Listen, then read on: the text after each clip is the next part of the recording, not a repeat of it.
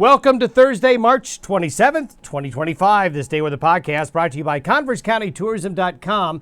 Feel the energy of Converse County. Explore Douglas's railroad heritage, Ayers Natural Bridge, and the Jackalope legend.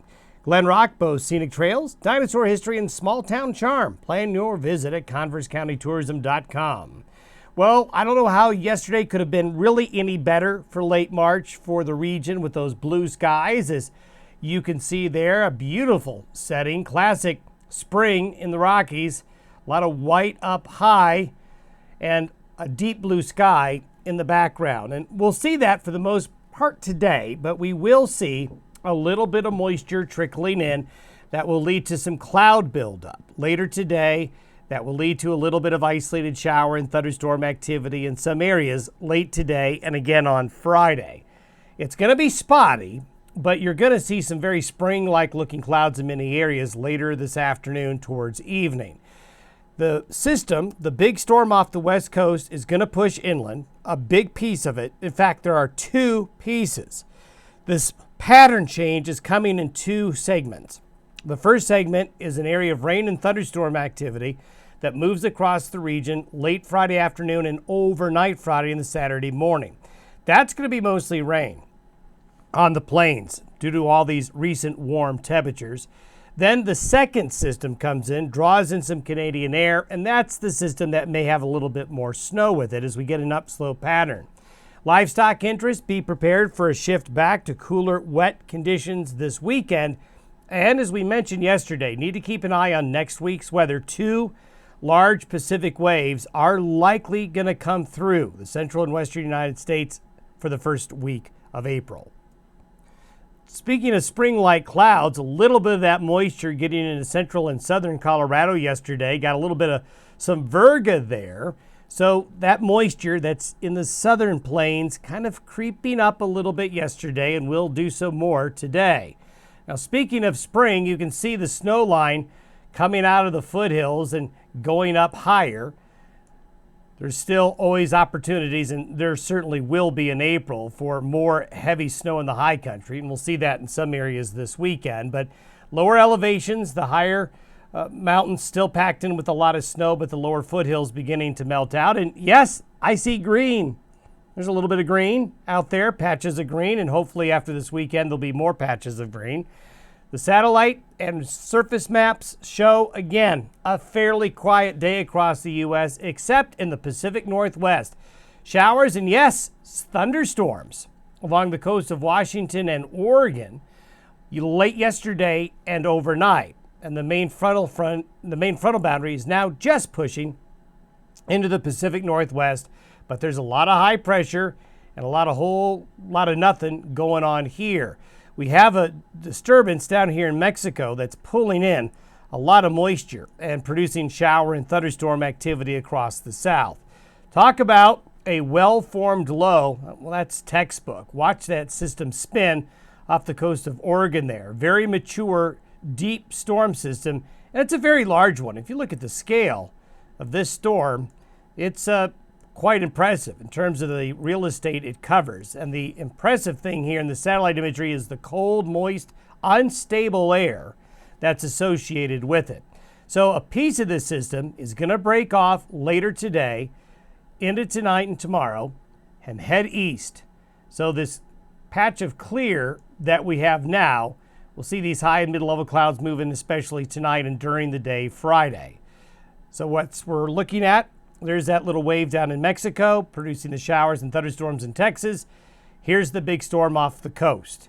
Our high pressure ridge, the axis is now, we're on the left side of the high pressure axis, which means that will start to allow some moisture moving in. This means the high pressure ridge has reached its peak strength throughout the course of the day today. By noontime Friday, here's the first wave. And as we've been explaining all week, it doesn't look terribly impressive.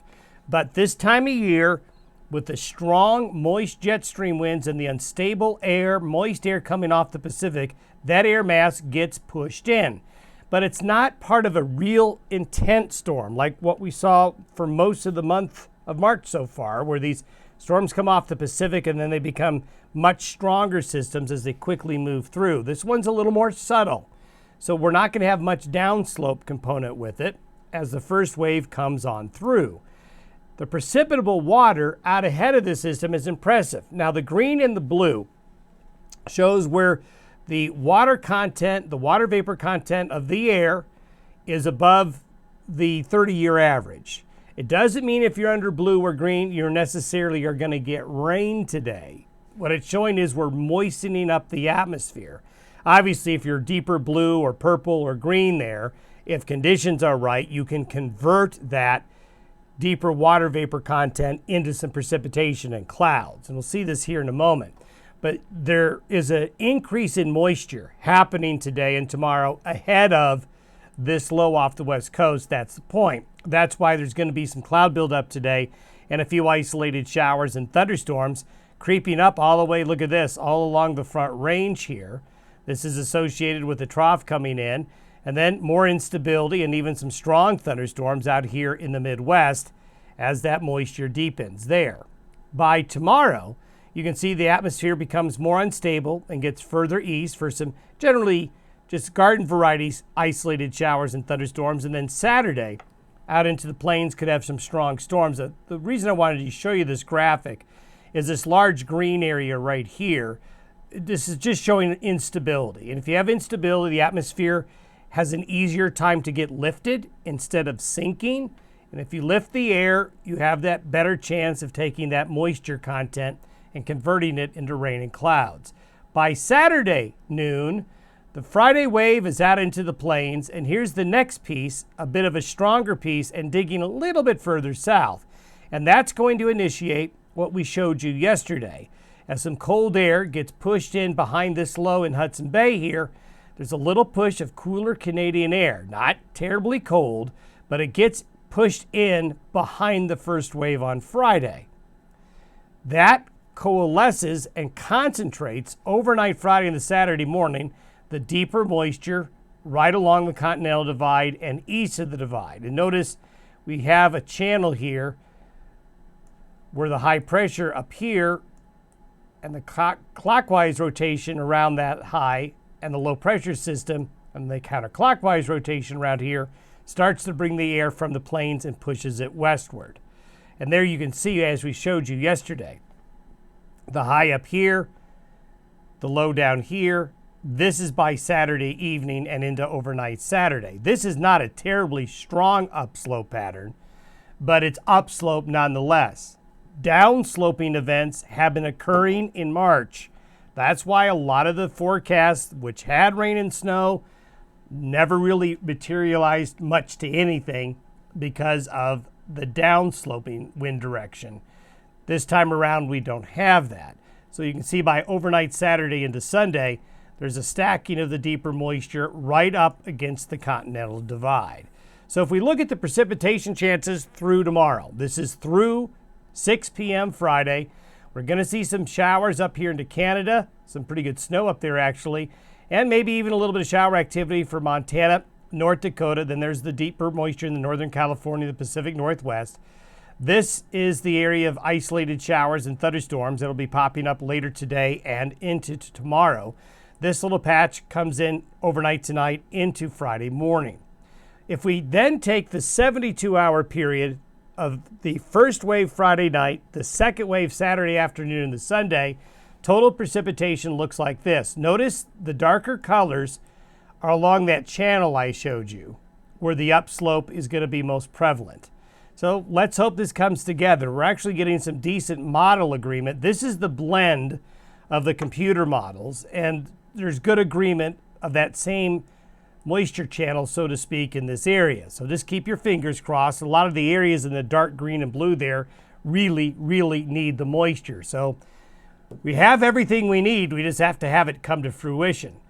That's what the snowfall looks like. Most of the moisture that comes in overnight Friday into Saturday morning will be rain. But the second wave with the colder air during the day Saturday, overnight Saturday into Sunday morning, will drop snow levels down. So you can see that this is going to be a wet snow, but could see some pretty good snow in the Black Hills, up into the Bighorns, the Beartooths, the Wind Rivers, and into the mountains of Colorado and southern Wyoming. there's going to be some good moisture. The northern Sierra doing very, very well as the Cascades picking up that Pacific moisture. So this basically gets us through Sunday and into Monday. Then here we go in the next week. Another wave comes in Tuesday into Wednesday. This will spread rain and snow back into the central and northern Rockies. By the weekend after this one, we still are seeing the potential for a closed low, slower moving low, near the Four Corners area late next week and by the weekend of the 5th and 6th. We'll see. But you can see that we continue to see waves coming, and we have the placement of the high in the Gulf of Alaska, which allows the door to open to this part of the world and allowing that weather off the Pacific and Canada to come on in. So the first week of April is going to be busy. Have yourself a good Thursday. We'll see you tomorrow.